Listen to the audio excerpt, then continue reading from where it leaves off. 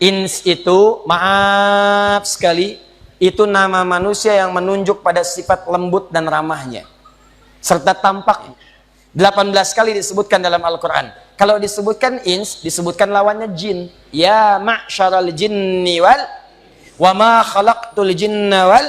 Nah, maaf ya, maaf sekali. Kenapa sering disandingkan jin dengan ins? Kata Binti Syati, awas, penulis kitab Al-Quran wa Qadayal Ummah, begitu disebutkan kalimat ini dalam Al-Quran, hati-hati.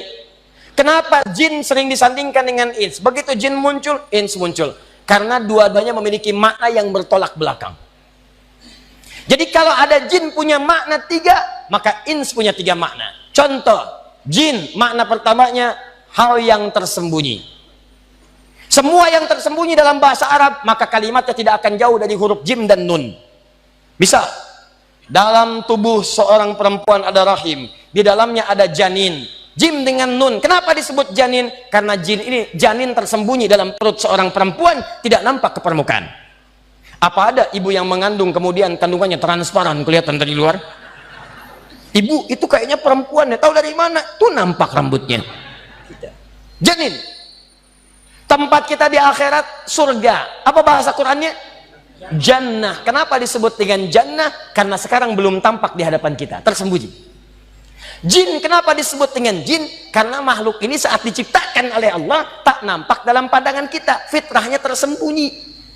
Ingat nih, awas jangan salah, jin itu fitrahnya tersembunyi. Jadi kalau ada jin melakukan penampakan, itu jin sedang punya masalah. Saya serius nih. Apalagi manusia-manusia yang cari penampakan jin, itu kurang sehat. Makanya ketika Allah menciptakan kita disebut ins, sesuatu yang tampak. Silakan cek, jin lahiran gak pernah kelihatan bayinya, manusia lahiran tampak bayinya. Tidak pernah ada perempuan lahiran suaranya kedengaran, sosoknya nggak ada. Mana bayinya? Saya juga nggak tahu. Tampak. Makanya kalau manusia yang suka tampak kelihatan, tiba-tiba sering bersembunyi. Masuk kantor sembunyi-sembunyi, masuk rumah pulang malam sembunyi-sembunyi, ke masjid datang sembunyi-sembunyi, duduk dekat kotak infak.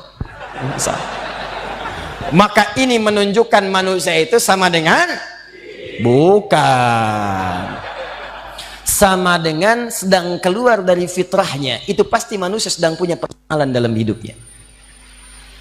Jin disebut jin, makna keduanya, maaf, satu dorongan yang seringkali menumbuhkan sikap kasar, tidak lembut.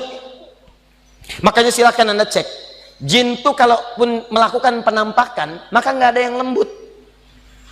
Ya, mohon maaf, tidak pernah ada sejarah jin melakukan penampakan tiba-tiba jadi lembut. Mohon maaf Ustadz, orang kemasukan jin nih, tiba-tiba lembut. Boleh nggak saya ikut pengajian sab pertama? Tidak ada. Orang kalau sudah kemasukan jin, kalau tidak mulutnya kemudian meracau, maka tindakannya mengacau. Sebaliknya manusia disebut dengan ins karena punya asli kata dari kata anisah atau al-anusah atau al-insiyah. Apa artinya? Sosok yang melahirkan kelembutan dan sifat ramah. Karena itu kalau ada manusia yang tadinya ramah, lembut, tiba-tiba berubah jadi kasar, pandangannya tidak baik, tangannya kasar, kakinya kasar, itu artinya ada yang salah dengan pengaruh sekitarannya sehingga membuat dia kehilangan fitrah hidupnya. Makanya orang yang benar-benar baik itu kalau terlahir sebagai manusia, begitu melakukan tindakan yang kasar, yang kotor, maka hati kecil yang pasti menolak. Nggak percaya silahkan. Anda kalau kita bersih nggak pernah berbuat salah, tiba-tiba terpikir berbuat salah, pulang dari sini tiba-tiba pengen coba pakai sendal orang lain. Begitu mau dipakai, maka hati kecilnya akan mengatakan itu bukan punya kamu, tinggalkan. Bagaimana kalau saat kamu pakai kamu diwafatkan oleh Allah Subhanahu wa ta'ala?